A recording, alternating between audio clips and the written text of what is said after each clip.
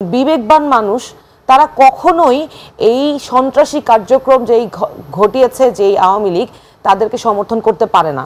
দীর্ঘ 15 বছর বিএনপি জামাতকে ট্যাগিং করেছে, এখন যারা আন্দোলন করে এই সংগ্রাম করে দেশকে স্বাধীন করলো তাদেরকে ট্যাগ করছে এবং ভারতে বসে বসে ওহী নাজিল করে। খিচুড়ি রান্না করবে কেন? তারা তো সশস্ত্র হামলা করার প্রস্তুতি নিচ্ছে। লাভ ক্ষতির হিসাব যদি জিজ্ঞেস করেন, সেই প্রশ্নে আমি প্রথমেই বলবো যে বিষয়টা ঠিক লাভ ক্ষতির না, বিষয়টা হচ্ছে ন্যায্যতার, বিষয়টা হচ্ছে ন্যায় বিচারের।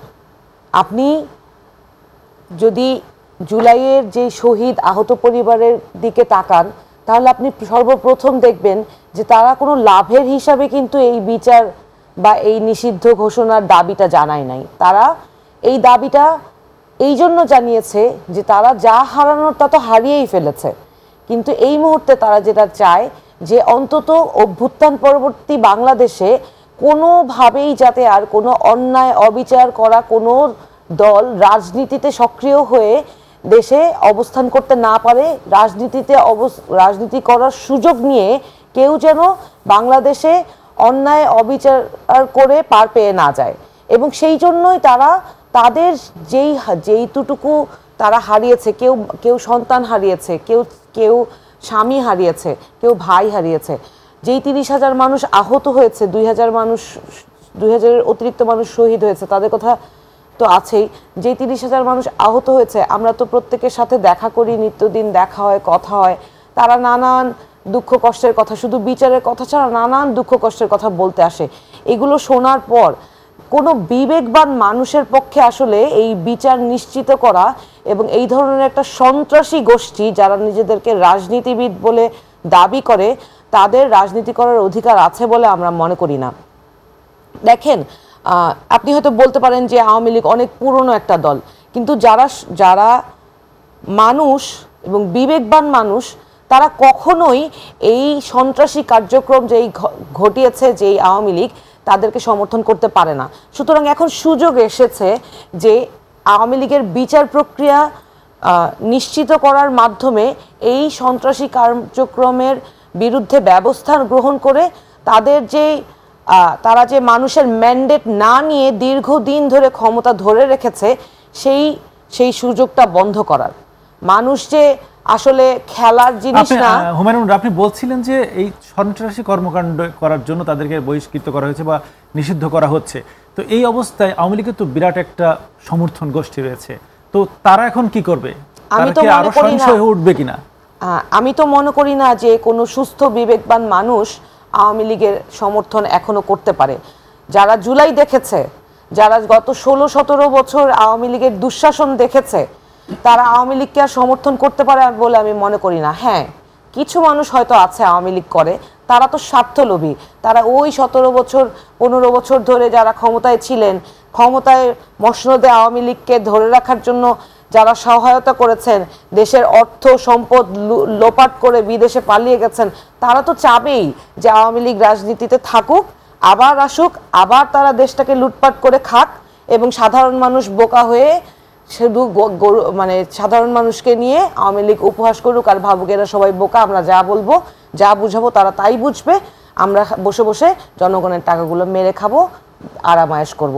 এই যে যারা টাকাগুলো মেরে বিদেশে পালিয়ে গেছে তাদের কোনো অসুবিধা হয়েছে? সেটা হচ্ছে যখন আমরা শুনি যে বিএনপির মতো একটা এত বড় রাজনৈতিক দল যাদের উপরে বাংলাদেশের মানুষ ভরসা করে, আমরা তাদের শ্রদ্ধা করি, তাদের দলের সিনিয়র পর্যায়ের যখন নেতারা বলে যে ভালো আওয়ামী লীগকে তারা অ্যাকোমোডেট করবে, আপনি হয়তো ভিডিওটা দেখেছেন যেখানে রিজভী সাহেব বলেছে, পরে উনি ওনার বক্তব্য প্রত্যাহার করেছেন, কিন্তু উনাদের যে সদস্য সংগ্রহের কার্যক্রমের মধ্যে উনাদের এই বক্তব্যটা ছিল যে তারা আওয়ামী লীগকে অ্যাকোমোডেট করবে।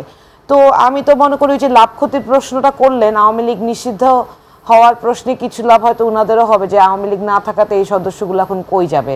যদি কোনো সদস্য থাকে যে আদৌ আওয়ামী লীগের সমর্থক থাকে, তারা এখন হয়েছে উনাদের কাছে যাওয়ার সুযোগ আছে।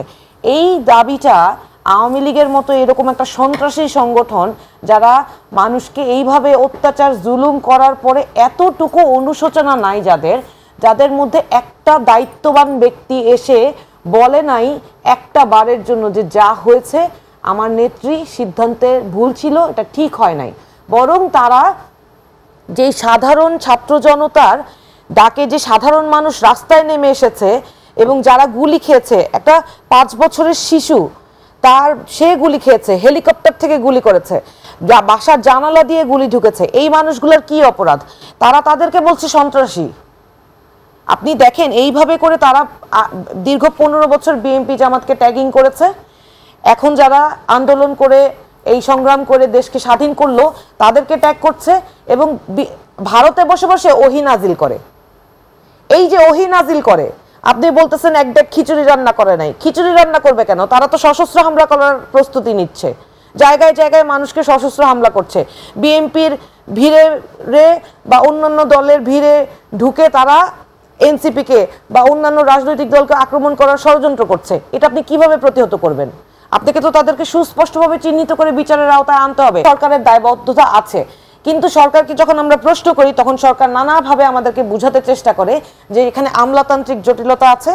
আমলারা এবং পুলিশ প্রশাসনে যারা আছে তারা সবাই আওয়ামী লীগের অ্যাপয়েন্টেড, আওয়ামী লীগকে তারা ভিতরে ভিতরে সহযোগিতা করছে। তারা তো বিভিন্নভাবে অমুক তমুক বড় বড় দলের কথাও বলে যে অমুকের বাসায় তমুকের বাসায় গেলে আওয়ামী লীগের লোকজন পাওয়া যাবে। তো এই কথাগুলো তো আমরা বলতে চাই না। আমরা এটা জানতে চাই না যে প্রশাসনে কেন আওয়ামী লীগের লোক আছে। আমরা এটা জানতে চাই না যে পুলিশে কেন এখন আওয়ামী লীগের লোক আছে। আমরা উত্তর চাই। আপনারা কি কখনো জানতে চেয়েছেন যখন 5 আগস্টের পরে যখন তালমাতাল দেশের অবস্থা, তখন 600 জনের উপরে আওয়ামী লীগের নেতাকর্মী ক্যান্টনমেন্টে ছিলেন এবং এই নেতাকর্মী কোথায় আছে, কি অবস্থা আছে, আপনারা কি জানেন? বা তারা যদি দেশের বাইরে চলে যায় তাহলে কিভাবে গেলেন? আপনারা কি কখনো জানতে চেয়েছেন? এই যে সহায়তা আপনি দেখেন, ক্যান্টনমেন্টে থাকা মানে কি? আর্মির সাপোর্টে থাকা। তো আমরা তো এই যে আমাদের হাসনাত ভাই যখন আর্মিকে হুঁশিয়ারি দিল তখন সবাই খুবই মানে এইটা নিয়ে সবাই উদ্বিগ্ন হয়েছিল যে আর্মিকে হুঁশিয়ারি দেওয়াটা ঠিক হচ্ছে না। কিন্তু এত বড় হুঁশিয়ারি দেওয়ার পরেও এই ধরনের ঘটনা হলো। আপনি মনে করেন বাংলাদেশের যেই আইন শৃঙ্খলা বাহিনী, আর্মি, বিজিবি, পুলিশ, এদের সহায়তা ছাড়া এই ধরনের ঘটনা হওয়া সম্ভব? আপনি আমি পারবো এই ধরনের একটা সুযোগ করে দিতে?